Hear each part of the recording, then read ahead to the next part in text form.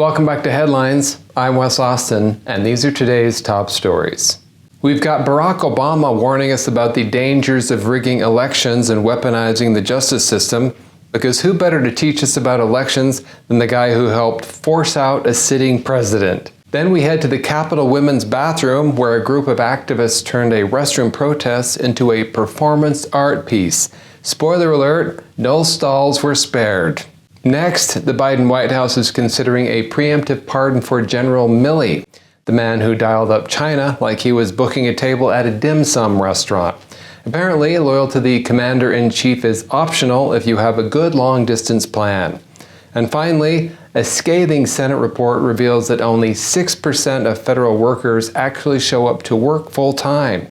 Turns out, your tax dollars are funding remote jobs, bubble baths, and epic ghosting at the FDA. Let's dive in.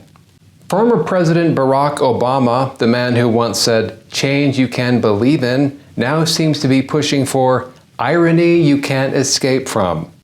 During a speech at the Obama Foundation Democracy Forum, Barack warned against rigging elections, weaponizing the justice system to target opponents, and politicizing the military. There are going to be times, potentially, when one side tries to stack the deck and lock in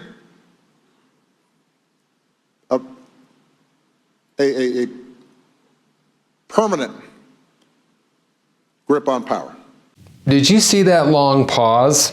That pause was so long, I thought he was doing a Mitch McConnell impression. How do you know when you've lost the moral high ground?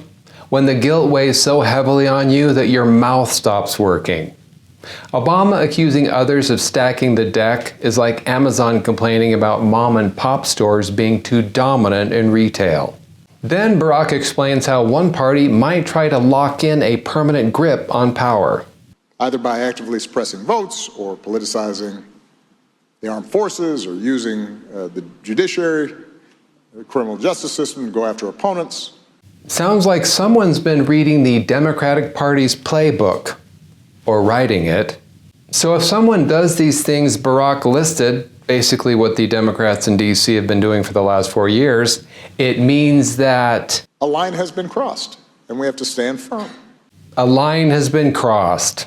With the way this administration handles the border, they wouldn't recognize a line if it was glowing neon. The only lines they recognize are the ones made of white powder. It's kind of funny how Obama's speech sounded like a confession, but without the apology or the promise to do better next time. So that was Barack Obama lecturing us on avoiding government corruption at the Obama Foundation Democracy Forum. Next up, P. Diddy will be hosting a seminar on child safety. Over a dozen transgender activists, including intelligence leaker Chelsea Manning, were arrested on Thursday in the women's restroom inside the U.S. Capitol complex. The group was arrested for crowding and obstructing a public area, as well as illegal protesting. They danced in the women's bathroom to protest a rule announced last month by House Speaker Mike Johnson, requiring people to use the bathroom that corresponds with their biology. Imagine explaining to your grandkids, "Back in my day, we fought for bathroom rights by doing the Macarena in the Capitol Women's Bathroom." Here's a clip of the activists protesting. Democrats, grow a spine, trans lives are on the line. Democrats, grow a spine, trans lives are... Did you notice that some of the stall doors were closed? Can you imagine trying to go to the bathroom with all that yelling just a few feet away? That's going to give you a severe case of constipation. If you're in the bathroom and you hear chanting, it's either a protest or an echo of the last time someone had bad Indian food. But don't give up. Even if it's number 2, keep trying. Make those protesters earn it. The protest included signs reading, "Flush the hate," and "Stop pissing on our rights." Nothing says serious policy debate like bathroom puns. Imagine dedicating your whole life to being able to walk into the wrong bathroom without anyone asking questions. What a bunch of heroes. Look, unless you're sweating bullets because you ate gas station sushi, I don't want to see you dancing in the bathroom. Biden's got another pardon coming your way. Is anyone surprised? Senior White House officials are reportedly considering a preemptive pardon for retired General Mark Milley, who thought it was a good idea to secretly dial up China. In a September 2021 congressional hearing, Milley admitted to calling General Li Zouchang of China's military to assure him he would warn China if the U.S. were to attack during Trump's final days in office during his first term. So Milley called China behind the back of the President of the United States. The Biden team is worried that Trump's administration might come after Milley for his secret calls to China. You know, because the last thing we need is a military leader who actually obeys the commander-in-chief. Apparently, treason is fine as long as you use a landline. If Biden had been president in 1779, now he was just a senator back then, but if he had been the president, he'd have called Benedict Arnold a misunderstood patriot and blamed George Washington for not listening to his concerns.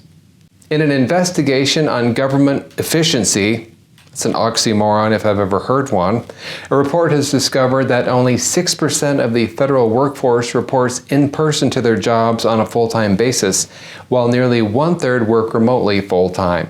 Before the pandemic, only 3% of the federal workforce worked from home, and today, government buildings have an average occupancy rate of 12%. Elon Musk on X said this: "If you exclude security guards and maintenance personnel, the number of government workers who show up in person and do 40 hours of work a week is closer to 1%. The report includes an instance where a whistleblower report at the FDA went unread for months that warned about bacteria spreading in baby formula, which eventually culminated in a national shortage back in 2022. The FDA let a baby formula crisis spiral because they couldn't read an email. But don't worry, they were all caught up on their pronoun training." In another example, a manager of the Department of Veteran Affairs in Atlanta took a photo of himself working while taking a bubble bath. So veterans wait months and even years for services, but at least the manager smells like eucalyptus.